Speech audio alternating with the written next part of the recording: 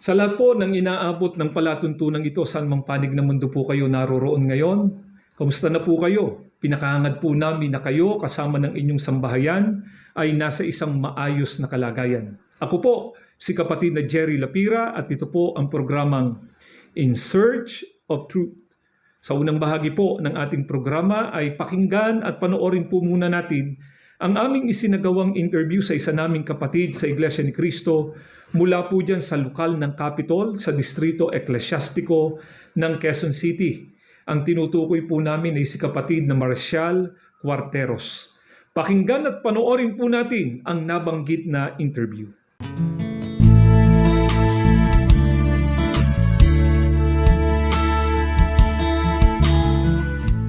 Ako po ang kapatid na Marcial Cuarteros, lokal po ng Capitol, distrito ng Quezon City, at ang tungkulin ko po ngayon ay ang pangalawang Pangulong Diakono ng lokal. Ang kinagisnan ko po na relihiyon ng aking mga magulang ay Iglesia Katolika Apostolika Romana. Kami po ay sama-sama na nagsisimba tuwing araw po ng linggo. At bago kami makapasok, kami po ay nagsa-sign of the cross at kami po ay a-attend ng misa. Sama-sama po kami sa upuan at kami po ay nananalangin. At ganun po lagi ang ginagawa namin, lalo na pag may okasyon sa probinsya. Nung ako po ay third year high school, ang teacher ko po ay Iglesia ni Cristo pala. Naniyahan niya po ako sa pagsamba. At nung ako po ay sumamba, nakita ko po na maayos ang pagpasok sa loob ng kapilya, maging yung pagpapaupo. Hiwalay po yung babae at yung lalaki. At pag nakita ko rin po na walang mga imahen o rebulto sa loob ng kapilya. Talagang malinis at solemne po ang pagsamba. Hanggang sa ako po ay nanyayahan sa doktrina at naringgan ko po lahat ng doktrina. Naintindihan ko po, yun po ang nag-akay sa akin para ako po ay makapagpatuloy na makikinig ng doktrina at dumadalo rin po ako ng pagsamba at hanggang sa ako po ay nabautismuhan. Ang itinuturo po sa akin nagmula po sa Biblia na siyang salita ng Diyos na ipinapahayag sa pagdodoktrina. Napatunayan ko po na yung ginagawa naming pagsa-sign of the cross at yung pagkain ng ostya at yung pagluhod sa mga rebulto ay mali. Sa Iglesia ni Cristo po, dito ko po naramdaman yung tunay na aral ng Diyos na siyang sinasampalatayanan para ako ay lalong makapagpatuloy sa paglilingkod sapagkat nandito po yung katotohanan na tinanggap ko sa mga pagdodoktrina at sa mga pagsamba sa Panginoon Diyos. Pinapangako po sa Panginoon Diyos dahil po sa kinawaan niya ako na makapasok sa loob ng Iglesia ni Cristo, na ako po ay magpapatuloy sa paglilingkod. Aakayin ko po ang aking buong pamilya na maglingkod sa Panginoon Diyos hanggang sa wakas na po ng aming buhay. Nangako rin po ako sa ating tagapamahalang pangkalahatan, ang kapatid na Eduardo V. Manalo, na gagampanan ko ang aking tungkulin bilang pangalawang Pangulong Diakono at inaakay ko po ang aking buong sambahayan maging ang aming mga kapatid na nasasakupan na magpakasigla sa gawain sa lahat ng pinatutupad ng pamamahala sa Iglesia, lalong-lalo na po ang gawaing pagpapalaganap na lalong pinaigting. Ako po si Marcial Cuarteros sa lokal po ng Capitol, distrito ng Quezon City, pangalawang Pangulong Diakono po sa lokal. I'm proud to be Iglesia ni Cristo. Ang napanood at napakinggan po natin ay ang aming isinagawang interview kay kapatid na Marcial Cuarteros mula po diyan sa lokal ng Capitol sa Distrito Eclesiastico ng Quezon City. At sa aming pong pagbabalik ay sasagawa na po natin ang pag-aaral ng mga salita ng ating Panginoong Diyos. Huwag po kayong bibitiw, magbabalik po ang programang ito pagkatapos na makapagpakilala ng aming himpilan. Nakikinig kayo sa Iglesia ni Cristo Radio, DZEM 954, ang tinig ng katotohanan.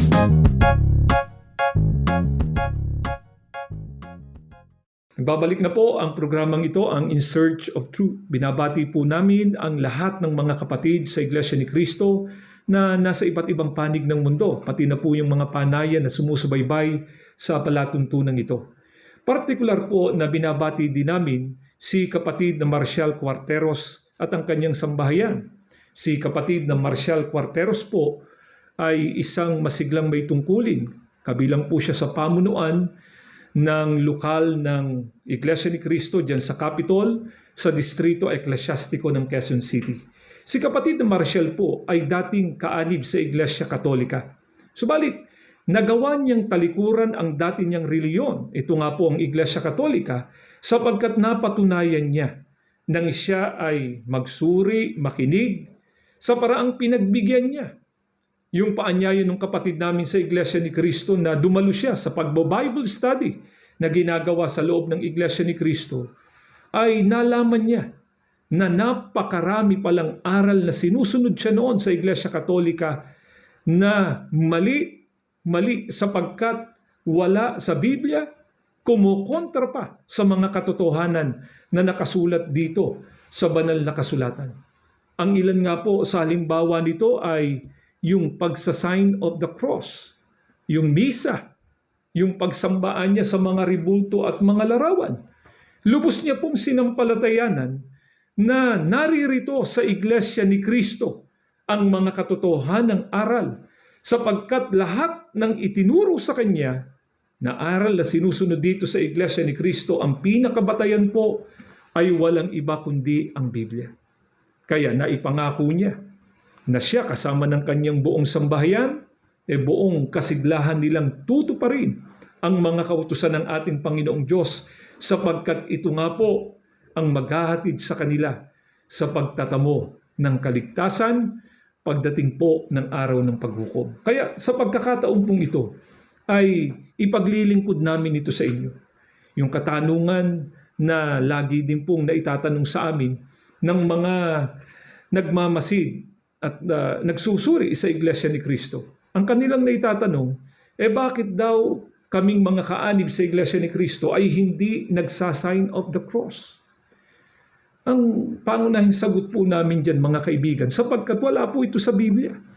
At ito po ay inamin mismo ng mga tagapagturo ng Iglesia Katolika. Katunayan po, mayroon po kaming dala ditong isang aklat na pinamagatang Discourses on the Apostles' Creed. Ito po ay sinulat ng isang pari na si Clement H. Crock. Dito po sa page 16, sa pagkakaliwat na po sa wikang Pilipino natin basahin, pakinggan ninyo. Ating ikinikintal sa ating mga noo ang tanda ng krus.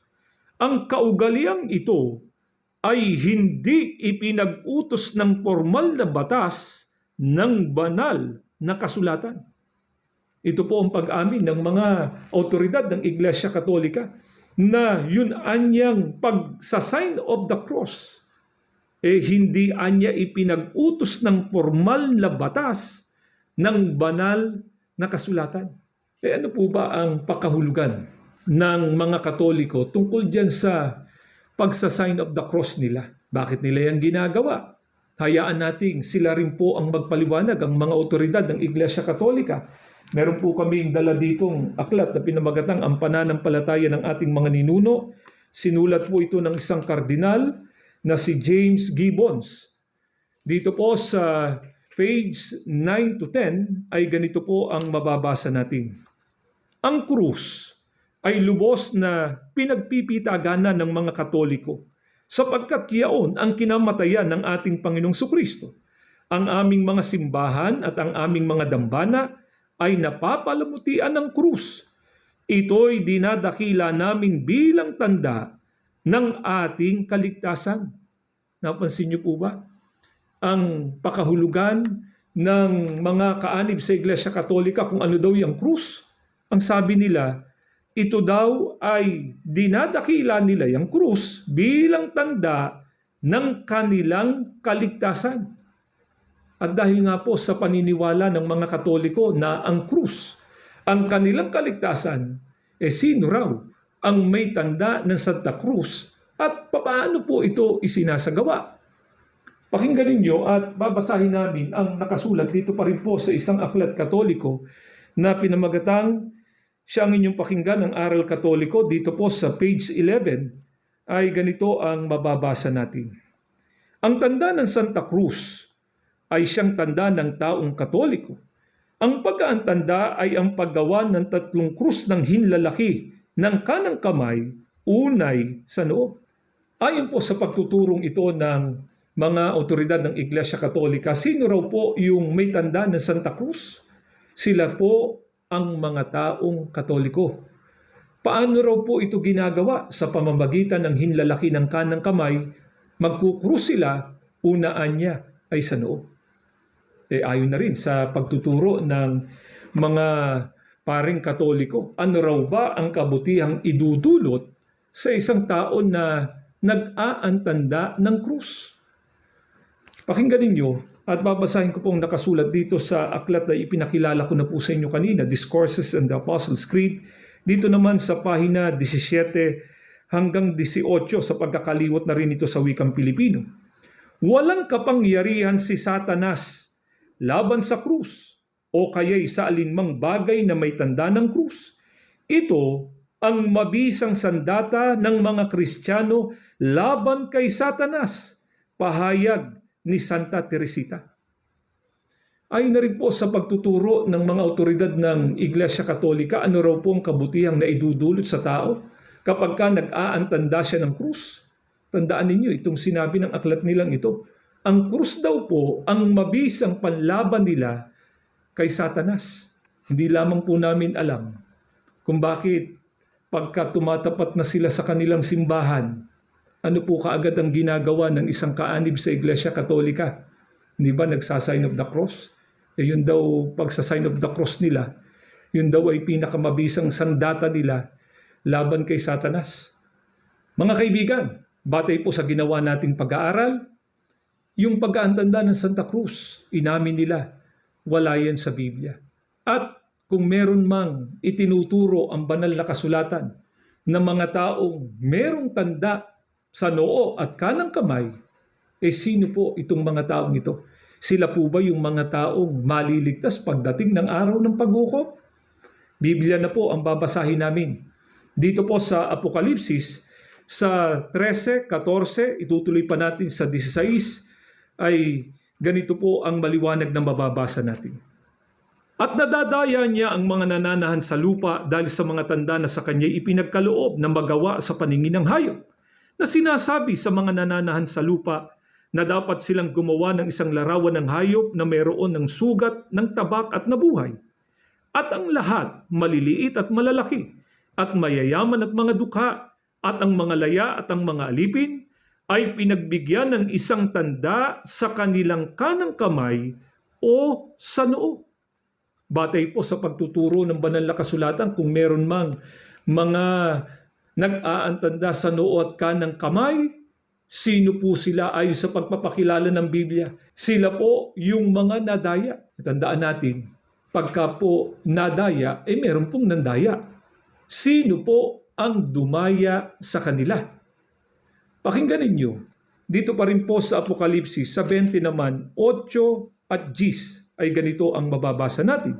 At lalabas upang dumaya sa mga bansa na nasa 4 na sulok ng lupa, sa Gog at sa Magog, upang tipunin sila sa pagbabaka, na ang bilang nila ay gaya ng buhangin sa dagat, at ang dyablo na dumaya sa kanila ay ibinulid sa dagat-dagatang apoy at asupre, na kinaroroonan din naman ng hayop at ng bulaang propeta, at sila'y pahihirapan araw at gabi, magpakailan-kailanman. Batay po sa pagtuturo ng banal na kasulatan, sino po yung dumaya doon sa mga taong may tanda sa noo at kanang kamay? Walang iba kundi ang dyablo. Ano po ang sasapitin ng mga taong nadaya ng dyablo? Ang sabi po sa talata, sila anya ay ibubulid sa dagat-dagatang apoy at asupre. Doon anya'y pahihirapan sila araw at gabi. Paano po ba sila nadaya ng dyablo? Kinasangkapan niya yung mga bulaang propeta o mga bulaang tagapagturo. Sa makatwid, kung sinasabi man ng mga pare kanina, ngayon daw, pag-aantanda ay tanda ng mga taong maliligtas. Pero kapag ka ang Biblia po, mga kaibigan, ng ating sinangguni, ang mga taong nag-aantanda sa noo at kanang kamay, sila po yung mga nadaya ng dyablo, sila po yung mga taong parurusahan pagdating ng araw ng paghuhukom. Ang totoo po mga kaibigan, merong ipinagtapat ang isang pareng Katoliko kung ano yung kahulugan ng pag-aantanda sa kanang kamay at sa noo. Meron po kaming dalang aklat dito na siguradong alam na alam ito ng mga debotong Katoliko, itong Pasyong Kandaba. Dito sa pahina 207 ay ganito ang mababasa natin dito sa kanilang aklat. Ipag-utos magkintal sa noo o kanang kamay, sukat pagkakilanlan na sila nga ikampung tunay nitong Antikristong hunghang. Batay po sa pagtatapat ng isang paring Katoliko, yun anyang mga nag-aantanda sa noo at kanang kamay, sukat anyang pagkakilanlan sila yung kampung tunay nito anyang Antikristong hunghang. Kapag ka sinabing kampo ng Antikristo, ano pong katumbas nun mga kaibigan? Kampon sila ng mga taong kalaban ng ating Panginoong Hesukristo. Kaya nga po mga ginigiliw po naming mga taga-subaybay, meron pong pagkakataon na ibinibigay ang ating Panginoong Diyos sa mga taon na nadaya ng dyablo sa pagkasangkapan nga po sa mga bulaang propeta o sa mga bulaang tagapangaral para wag silang maparusahan sa dagat-dagatang apoy pagdating ng araw ng paghukom. Ano po yung ipinagagawa ng ating Panginoong Diyos? Pakinggan ninyo at babasahin ko po ang nakasulat dito sa Apokalipsis sa 18, ang talata po ay 4. Pakinggan nyo ito. At narinig ko ang ibang tinig na mula sa langit na nagsasabi, mangagsilabas kayo sa kanya, bayang ko, upang wag kayong mangaramay sa kanyang mga kasalanan at wag kayong magsitanggap ng kanyang mga salot. Ito po ang ipinagagawa ng ating Panginoong Diyos sa mga taong nadaya ng dyablo sa pagkasangkapan nga po sa mga bulaang propeta o sa mga bulaang tagapangaral para wag silang maparusahan pagdating ng araw ng paghukom sa dagat-dagatang apoy. Ang sabi po ng Biblia, magsilabas kayo sa kanya, bayang ko, upang wag kayong mangaramay sa kanyang mga kasalanan at wag kayong magsitanggap ng kanyang mga salot. Mga kaibigan, nawa po ay tanggapin natin ang mga katotohanan ito na napakinggan ninyo bilang pag-ibig ng ating Panginoong Diyos. Lalong-lalo na po sa mga nasa loob pa ng Iglesia Katolika hanggang ngayon. Ito yung pagkakataon na ibinibigay ng ating Panginoong Diyos na lumabas ka na, umalis ka na sa maling reliyon na yan. Sapagkat kapag ka hindi ka umalis yan, etyak na ang kaparusahan at kapahamakan ng tao. Pero sapat na po ba na ang tao ay lumabas sa Iglesia Katolika para wag siyang maramay sa parusang igagawad ng ating Panginoong Diyos? Hindi po. Meron pang ipinagagawa ang ating Panginoong Sukristo pagkatapos mong lumabas sa maling reliyon para magtamo naman ang tao ng kaligtasan. Ano po ang ipinagagawa naman ng ating Panginoong Sukristo? Pakinggan po ninyo at babasahin ko ang nakasulat dito po sa 17 at 9 dito po sa saling Revised English Bible sa pagkakaliwat na po sa wikang Pilipino natin basahin. Kayo muling nagsalita si Jesus. Buong katotohanan ng sinasabi ko sa inyo. Ako ang pintuan ng kulungan ng mga tupa. Ako ang pintuan. Sino man na pumasok sa loob ng kawan sa pamamagitan ko ay maliligtas. Ito po ang ipinagagawa ng ating Panginoong Sukristo sa mga taong naghahangad ng kaligtasan pagkatapos na lumabas o umalis sa maling reliyon. Ang sabi ng ating Panginoong Sukristo, ang tao ay dapat na pumasok sa Kanya bilang pintuan. Pero sino po ang mga taong tunay na pumasok sa ating Panginoong Kristo bilang pintuan? Sila anya'y napabilang sa kawan. Ano po ang garantiya ng ating Panginoong Kristo sa mga taong pumasok sa Kanya bilang pintuan sa paraan na sila ay napabilang sa kawan? Sila po ang pinangakuan ng ating Panginoong Kristo na magtatamo ng kaligtasan. Alin po itong kawan? Na dito napaloob ang mga taong pumasok sa ating Panginoong Kristo. Mga tao na pinangakuan ng ating Panginoong Kristo na magtatamo ng kaligtasan. Biblia pa rin po ang ating sasangguniin. Dito po sa Gawa 20:28, dito naman po sa salin ni Ginoong George M. Lamsa, sa pagkakaliwat na po ito sa wikang Pilipino natin, basahin, pakinggan nyo. Ingatan ninyo kung gayon ang inyong mga sarili at ang buong kawan. Narito hiniram kayo ng Espiritu Santo ng mga katiwala upang pakanin ang Iglesia ni Kristo na binili niya ng kanyang dugo. Ang Iglesia ni Kristo po ang kawan na doon napaloob ang mga taong pumasok sa ating Panginoong Kristo at tiniyak ng ating Panginoong Kristo ang kanilang kaligtasan. Ito nga po, mga kaibigan, ang lubos na naunawaan at sinampalatayanan ni kapatid na Marcial Quarteros.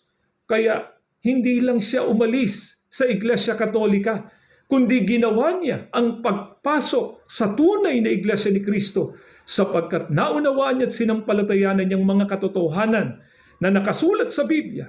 Itinuro mismo ng ating Panginoong Kristo na ang tao kapag pumasok sa Kanya sa paraang mapabilang sa kawan o sa Iglesia ni Kristo, tiniyak ng ating Panginoong Kristo ang kanilang kaligtasan. Kaya nga po si kapatid na Marcial Quarteros, ngayon na siya ay kaanib na sa Iglesia ni Kristo, na ipangako na niya kasama ng kanyang sambahayan, hinding-hindi na sila aalis pa sa Iglesia ni Kristo. At si kapatid na Marcial Quarteros po ay mayroong paanyaya sa mga hindi pa kaanib sa Iglesia ni Kristo. Pakinggan po ninyo ito.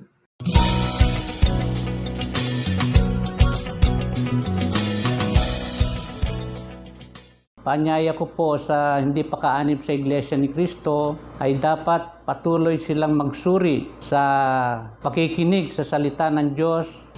Subaybayan din po ang palatuntunan namin sa radyo at telebisyon para ganap nilang maintindihan at sila man ay maakay sa loob ng Iglesia ni Kristo. Maraming salamat po.